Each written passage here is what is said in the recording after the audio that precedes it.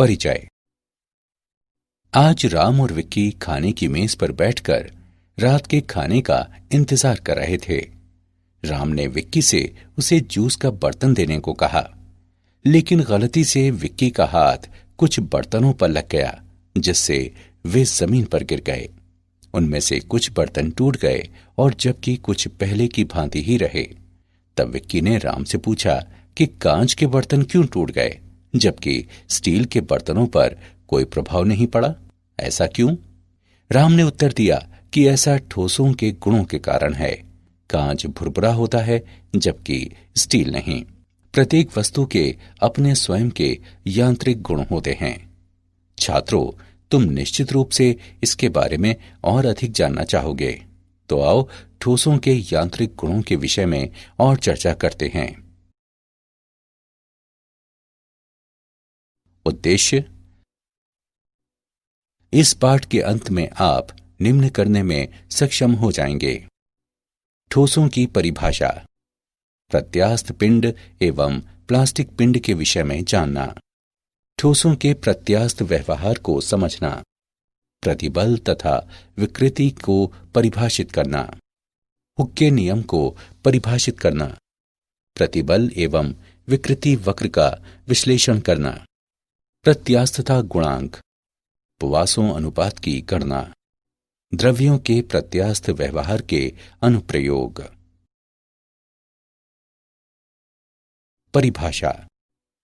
ठोस वस्तु की वह स्थिति होती है जिसमें उसके परमाणु या अणु बलपूर्वक आपस में बंधे होते हैं ताकि वे अपना आकार एवं आयतन बनाए रखें। ठोसों को दो भागों में बांटा जा सकता है। क्रिस्टलीय ठोस, ये वो ठोस होते हैं जिनमें अणु या परमाणु नियमित स्वरूप में व्यवस्थित होते हैं। अक्रिस्टलीय ठोस, ये वो ठोस होते हैं जिनमें अणु या परमाणु अनियमित स्वरूप में व्यवस्थित होते हैं। इन ठोसों को ग्लासी ठोस भी कहा जाता है। प्रत्यास्थ पिंड एवं प्लास्टिक पिंड। कोई पिंड जो विरूपक बल को हटाने पर प्रत्यास्थ सीमा के भीतर अपनी प्रारंभिक आकृति एवं आकार को पुनः प्राप्त कर लेता है, प्रत्यास्थ पिंड कहलाता है। प्रत्यास्थता किसी वस्तु का वो गुण होता है जिसके कारण वो विरूपक बल को हटाने के बाद अपनी प्रारंभिक आकृति एवं आकार को पुनः प्राप्त कर लेता है। कोई पिंड जो विरूपक बल के हटाने के बाद अपनी प्रारंभिक आकृति एवं आकार को पुनः प्राप्त नहीं कर पाता, प्लास्टिक पिंड कहलाता है। ठोसों का प्रत्यास्थ व्यवहार। किसी ठोस में प्रत्येक परमाणु या अणु पास वाले परमाणुओं या अणुओं से घिरा होता है। जब किसी ठोस का विरूपण किया जाता है तो अंतर परमाणु दूरी में परिवर्तन के कारण परमाणु अपनी साम्य अवस्था से हट जाते हैं। जब विरूपण बल को हटा दिया जाता है तो अंतर परमाणु बल उन्हें उनकी वास्तविक स्थिति की ओर वापस ले आते हैं। इस प्रकार पिंड अपनी प्रारंभिक आकृति एवं आकार को पुनः प्राप्त कर लेता है। प्रतिबल। जब बाह्य बल द्वारा पिंड का विरूपण किया जाता है तो एकांक क्षेत्रफल पर लगने वाले प्रत्यानयन बल को प्रतिबल कहते हैं। प्रतिबल बराबर प्रत्यानयन बल बटे क्षेत्रफल। प्रतिबल का एसआई मात्रक न्यूटन मीटर होता है। प्रतिबल दो प्रकार के होते हैं, अभिलंब प्रतिबल और तनन प्रतिबल। अभिलंब प्रतिबल, इसका आशय पिंड के पृष्ठ के लंबवत कार्य करने वाले प्रति इकाई क्षेत्रफल विरूपक बल से है। अभिलंब प्रतिबल दो प्रकार के होते हैं। तनन प्रतिबल, जब प्रयुक्त बल की दिशा में पिंड की लंबाई में बढ़ोतरी हो जाती है। संपीडक प्रतिबल, जब प्रयुक्त बल की दिशा में पिंड की लंबाई में कमी हो जाती है। स्पर्श रेखीय प्रतिबल, इसका आशय पिंड के पृष्ठ के स्पर्श रेखीय कार्य करने वाले प्रति इकाई क्षेत्रफल विरूपक बल से है। विकृति। विकृति को पिंड के आयाम में परिवर्तन के पिंड के मूल आयाम से अनुपात के रूप में परिभाषित किया जाता है। इसकी इकाई व विमाएं नहीं होते। ये 3 प्रकार की होती है: अनुदैर्ध्य विकृति, आयतन विकृति तथा अपरूपण विकृति। अनुदैर्ध्य विकृति, इसे किसी विरूपक बल के प्रयुक्त किए जाने पर मूल लंबाई से लंबाई में बढ़ोतरी के अनुपात के रूप में परिभाषित किया जाता है। अनुदैर्ध्य विकृति बराबर डेल्टा एल बटे एल। आयतन विकृति, इसे किसी विरूपक बल के प्रयुक्त किए जाने पर मूल आयतन से आयतन में परिवर्तन के अनुपात के रूप में परिभाषित किया जाता है। आयतन विकृति बराबर माइनस डेल्टा वी बटे वी। अपरूपण विकृति, इसे उस कोण के रूप में परिभाषित किया जाता है एक स्पर्शरेखीय विरूपक बल प्रयुक्त करने पर जिसके माध्यम से आरंभ में नियत फलक के अभिलंबवत रेखा मुड़ती है। हुक्का नियम। हुक के नियम के अनुसार प्रत्यास्थता की सीमा में प्रतिबल विकृति के अनुक्रमानुपाती होता है।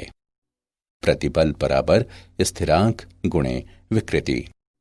स्थिरांक बराबर प्रतिबल बटे विकृति, जहां यह स्थिरांक प्रत्यास्थता गुणांक कहलाता है। हुक का नियम एक अनुभविक नियम है जो अधिकांश सामग्रियों के लिए मान्य पाया जाता है। प्रतिबल विकृति वक्र। ऊर्ध्व लटके हुए एक तार पर विचार करें। जब तार को भार युक्त किया जाता है तो एक प्रतिबल विकसित होता है। लोड करने पर तार की लंबाई बढ़ जाती है और इसलिए विकृति उत्पन्न हो जाती है। वक्र से हम नोट करते हैं कि जब विकृति छोटी होती है तो प्रतिबल विकृति के समानुपाती होता है। ये ओपी क्षेत्र में है जहां हुक के नियम का पालन किया जाता है। बिंदु P आनुपातिकता की सीमा कहलाता है। PE क्षेत्र में प्रतिबल विकृति के समानुपाती नहीं होता, बल्कि तार अभी भी अपनी मूल लंबाई प्राप्त कर लेता है जब तार पर से लोड हटा लिया जाता है। अतः बिंदु E प्रत्यास्थता सीमा कहलाता है। O से E तक का क्षेत्र तार की सामग्री के प्रत्यास्थ व्यवहार को प्रदर्शित करता है। क्षेत्र EA में विकृति प्रतिबल की तुलना में काफी अधिक तेजी से बढ़ती है। इस क्षेत्र में तनन बल हटा लिए जाने के बाद भी तार अपनी मूल लंबाई पुनर्प्राप्त नहीं कर पाता। A से आगे प्रतिबल में एक छोटी बढ़ोतरी करने पर भी विकृति में बड़ी मात्रा में बढ़ोतरी होती है। बिंदु P से आगे तनन बल हटा लिए जाने पर भी विकृति बढ़ती रहती है और C पर तार टूट जाता है। E से C तक का क्षेत्र तार की धातु के प्लास्टिक व्यवहार को दर्शाता है। प्रत्यास्थता गुणांक। प्रतिबल तथा विकृति के अनुपात को प्रत्यास्थता गुणांक कहते हैं। प्रत्यास्थता गुणांक 3 प्रकार के होते हैं: यंग गुणांक, अपरूपक गुणांक और आयतन गुणांक। यंग के गुणांक को अभिलंब प्रतिबल के अनुदैर्ध्य विकृति से अनुपात के रूप में परिभाषित किया जाता है। इसे y द्वारा निरूपित किया जाता है। y बराबर अभिलंब प्रतिबल बटे अनुदैर्ध्य विकृति बराबर F गुणे L बटे A गुणे डेल्टा L, जहां F बराबर वाह्य अभिलंब बल, डेल्टा L बराबर लंबाई में परिवर्तन, L बराबर मूल लंबाई। अपरूपण प्रतिबल का संगत अपरूपण विकृति से अनुपात सामग्री का अपरूपण गुणांक कहलाता है और इसे G से निरूपित किया जाता है। G बराबर F बटे A गुणे थीटा। यह अवलोकित किया गया है कि अपरूपण गुणांक सामान्यतः यंग के गुणांक से कम होता है। आयतन गुणांक को जलीय प्रतिबल के आयतन विकृति से अनुपात के रूप में परिभाषित किया जाता है और इसे K से निरूपित किया जाता है। के बराबर अभिलंब प्रतिबल बटे आयतन विकृति। के बराबर एफ बटे ए बटे नेगेटिव डेल्टा वी बटे वी। आयतन गुणांक के व्युत्क्रम को संपीड्यता कहा जाता है।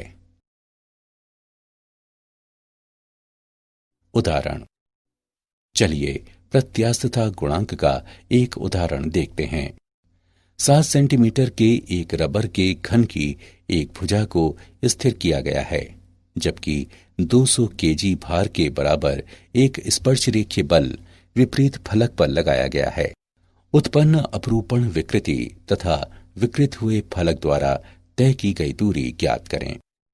रबर के लिए दिया गया दृढ़ता गुणांक 2 गुणे 10 की घात 7 डाइन प्रति सेंटीमीटर वर्ग है। आइए इसका हल देखें। दिए गए मान हैं एल बराबर 7 सेंटीमीटर तथा एफ बराबर 200 किलोग्राम फोर्स।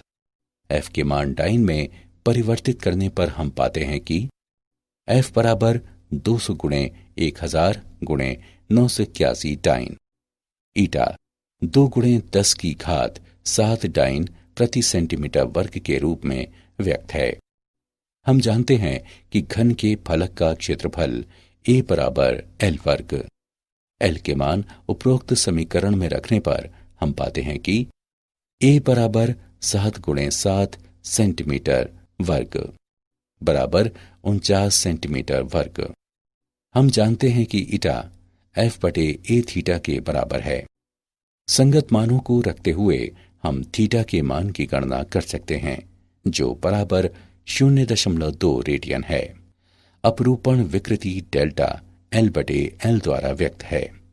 डेल्टा एल बराबर 7 गुणे 0.2 सेंटीमीटर है। गणना करने पर हम पाते हैं कि डेल्टा एल का मान बराबर 1.4 सेंटीमीटर है। पॉइजन्स अनुपात। जब हम किसी तार को खींचते हैं तो ये लंबा लेकिन पतला हो जाता है। इसका अर्थ है कि इसकी लंबाई में बढ़ोतरी के साथ इसकी अनुप्रस्थ विमा में अवश्य कमी होती है। किसी दी गई सामग्री के लिए नियतांक पार्श्विक विकृति और अनुदैर्ध्य विकृति को पॉइजन्स अनुपात कहा जाता है। V बराबर एप्सिलॉन डैश बटे एप्सिलॉन। यहां V पॉइजन्स अनुपात है। द्रव्यों के प्रत्यास्थ व्यवहार के अनुप्रयोग। कुछ सामग्रियां विरूपक बल हटा लिए जाने के बाद अपना मूल स्वरूप फिर से प्राप्त कर लेती हैं। ये विलंब प्रत्यास्थ पश्च प्रभाव कहलाता है। सामान्यतः निलंबन क्वार्ट्ज के बनाए जाते हैं, जिनका प्रत्यास्थ पश्च प्रभाव अत्यंत कम होता है। मशीनों के धात्विक पुर्जों पर प्रत्यास्थता सीमा से अधिक प्रतिबल नहीं लगना चाहिए, अन्यथा वे विरूपित हो जाएंगे। रेलवे पटरी बीम की अनुप्रस्थ विमा अंग्रेजी के आई वर्ण की आकृति की होती है। इससे हल्केपन का लाभ मिलता है और फ्लैंज लोडिंग के कारण संपीडन और तनन को सहन करने में समर्थ होते हैं। किसी दिए गए भार को उठाने के लिए आवश्यक धात्विक रस्सी की मोटाई रस्सी की सामग्री की प्रत्यास्थता सीमा के ज्ञान तथा सुरक्षा कारक को ध्यान में रखते हुए तय की जाती है। किसी सामग्री का उपयोग करते समय यह सुनिश्चित किया जाता है कि कार्यशील प्रतिबल सदैव इसके ब्रेकिंग प्रतिबल से अधिक हो। सुरक्षा के लिए यह अंतर आवश्यक है। क्या आप जानते हैं, मैक्सवेल आयतन गुणांक को परिभाषित करने वाले पहले व्यक्ति थे। हाल में किए गए अध्ययनों के मुताबिक अर्धक्रिस्टलीय ठोस नामक एक वर्ग भी होता है। इसमें अक्रिस्टलीय और क्रिस्टलीय दोनों अवस्थाएं साथ साथ उपस्थित रहती हैं। कुछ बहुलक इस संवर्ग में आते हैं। उदाहरण के लिए पॉलीएथाइलीन। जब किसी पिंड को गर्म किया जाता है, लेकिन कुछ सीमाएं आरोपित करते हुए इसे फैलने से रोक दिया जाता है, तो आंतरिक बल उत्पन्न हो जाते हैं, जो तापीय प्रतिबल नामक प्रतिबल उत्पन्न करते हैं। सारांश। आइए हमने जो कुछ सीखा है उसे संक्षेप में दोहराएं। ठोस किसी पिंड की वो स्थिति होती है जिसमें उसके परमाणु एवं अणु बलपूर्वक आपस में बंधे होते हैं ताकि वे अपना आकार एवं आयतन बनाए रखें। प्रत्यास्थता किसी पिंड का वो गुण होता है जिसके कारण प्रत्यारोपित बल को हटाने के बाद पिंड अपनी प्रारंभिक आकृति एवं आकार को पुनः प्राप्त कर लेता है। प्रतिबल को पिंड को किसी बाह्य बल द्वारा विरूपित किए जाने पर उसमें उत्पन्न प्रति इकाई क्षेत्रफल प्रत्यानयन बल के रूप में परिभाषित किया जाता है। विकृति को किसी पिंड की मूल विमाओं से पिंड की विमाओं में परिवर्तन के अनुपात के रूप में परिभाषित किया जाता है। हुक के नियम के अनुसार प्रत्यास्थता की सीमा में प्रतिबल विकृति के अनुक्रमानुपाती होता है। यंग का गुणांक अभिलंब प्रतिबल के अनुदैर्ध्य विकृति से अनुपात के रूप में परिभाषित किया जाता है। अपरूपण प्रतिबल का संगत अपरूपण विकृति से अनुपात सामग्री का अपरूपण गुणांक कहलाता है। आयतन गुणांक अभिलंब प्रतिबल के आयतन विकृति से अनुपात के रूप में परिभाषित किया जाता है। किसी दी गई सामग्री के लिए नियतांक पार्श्विक विकृति तथा अनुदैर्ध्य विकृति का अनुपात पॉइंसा अनुपात के रूप में